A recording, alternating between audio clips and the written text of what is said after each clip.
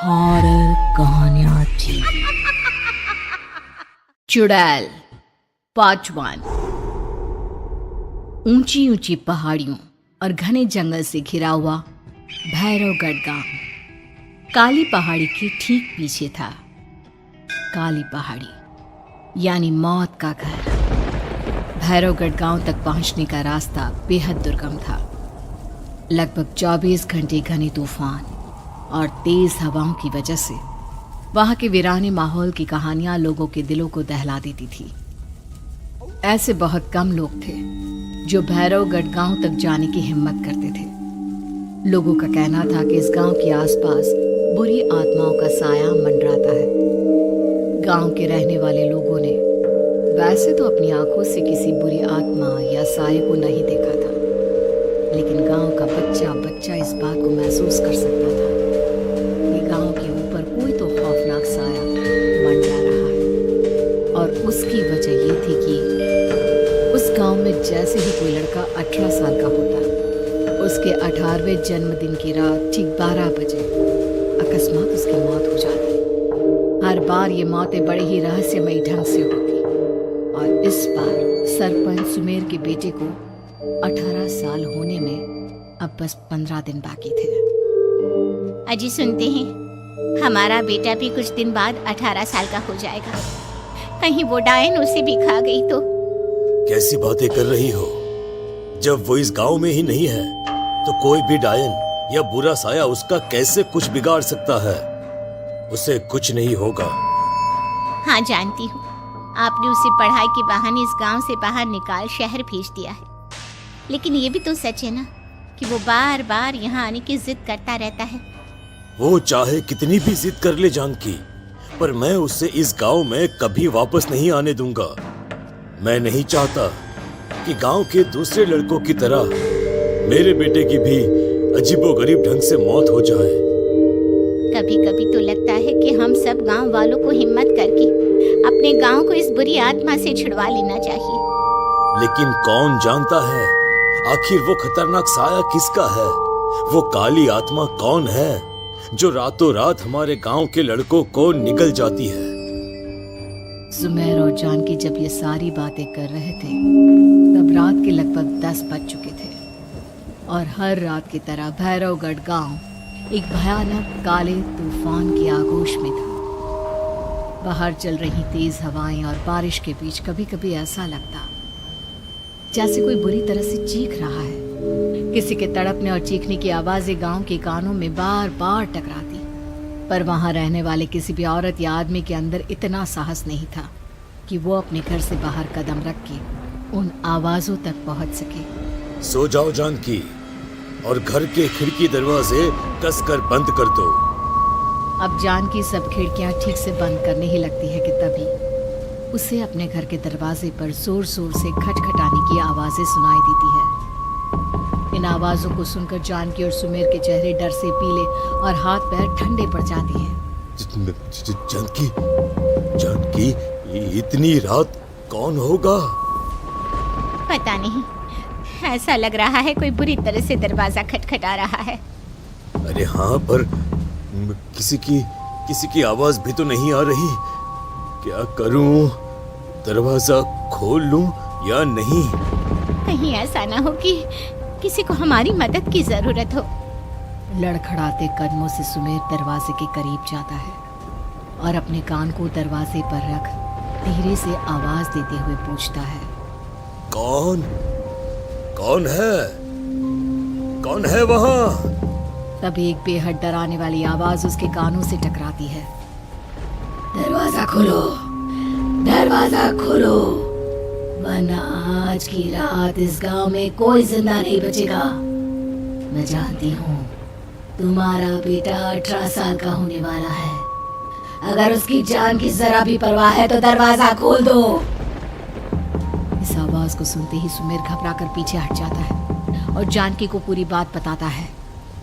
कहीं वो डायन हमारे घर तक तो नहीं पहुंच गई? अब हम क्या करेंगे?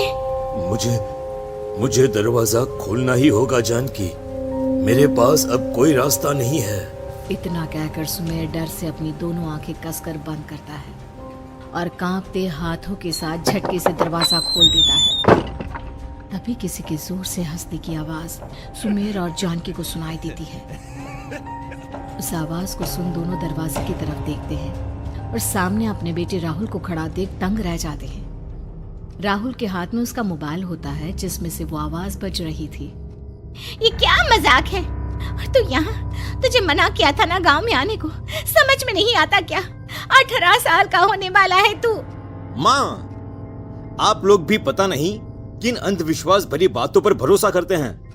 क्या क्या मैं अपने घर नहीं आ सकता? आप लोगों से नहीं मिल सकता? देख बेटा, हमने तुझे किसी वजह से ही इस गांव से दूर रखा था और यहाँ आकर तूने अच्छा नहीं किया। चल चल चल, मैं तुझे अभी के अभी वापस शहर छोड़कर आता हूं। ओफो पापा, आप बेकार की बातों से परेशान हो रहे हैं। बाहर इतना तेज अंधड़ तूफान चल रहा है, कहीं जाने की जरूरत नहीं है। मैं बस आप लोगों से मिलने आया हूं, कुछ दिन रहकर चला जाऊंगा।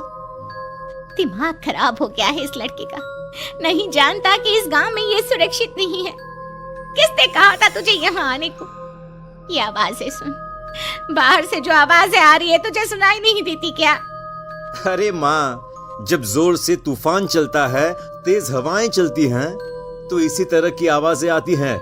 ये बहुत नॉर्मल है माँ। नॉर्मल होगी तेरे लिए बेटा।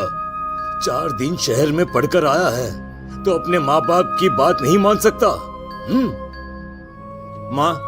माँ, मुझे अभी बहुत जोरों से भूख लगी है, पहले कुछ खिला दो, और रात भी बहुत हो गई है। हम इस बारे में कल बात करते हैं, ठीक है? राहुल के वापस आ जाने से जानकी और सुमेर की आंखों की नींद उड़ गई थी। खाना खाने के बाद राहुल तो अपने बिस्तर पर जाकर सो गया, लेकिन जानकी और सुमेर पूरी रात उसके कमरे के बाहर पहरेदारी करते रहे। उन्हें पल पल इसी बात का डर था कि कहीं उनके बेटे को कुछ हो ना जाए। रात बीतती है, सुबह का सूरज निकलता है।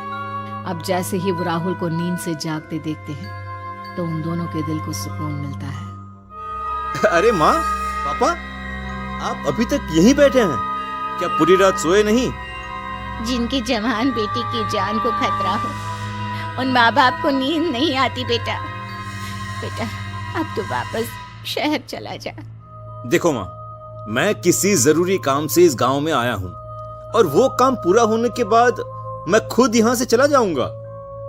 काम? गांव में तेरा क्या काम है?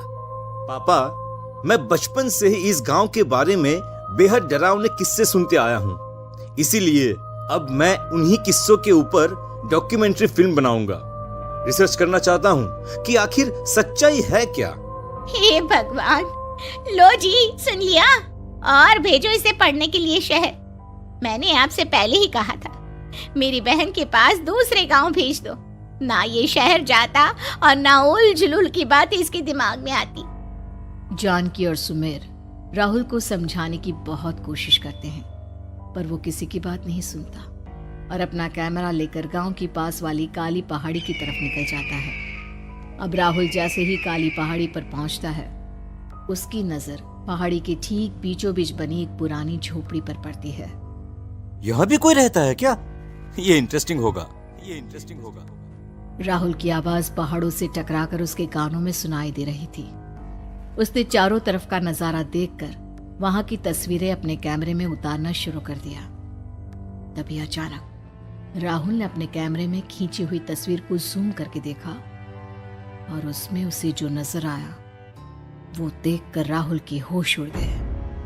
क्या सचमुच उस गांव के ऊपर किसी बुरी आत्मा का साया था? क्या राहुल की जान बच पाएगी? क्या देखा था राहुल ने उस फोटो में जिसे देखकर वो दंग रह गया?